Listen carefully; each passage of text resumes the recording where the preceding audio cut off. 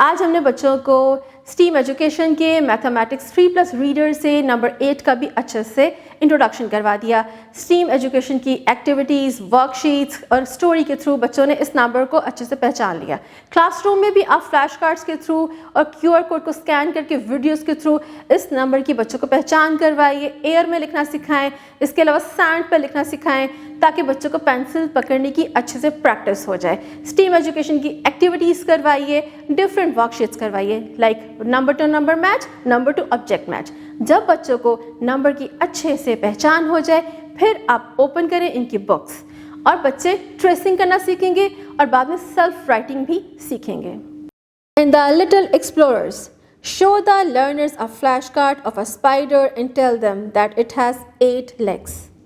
In the Little Innovators, let the learners explore more about number 8 by scanning the QR code. Little Builders, guide and help the learners make 8 candies with Play-Doh. In the Little Designers, encourage the learners to color the 8 stars on the next page using different colors. In the Little Thinkers, draw 8 flowers on the board and have the learners count them.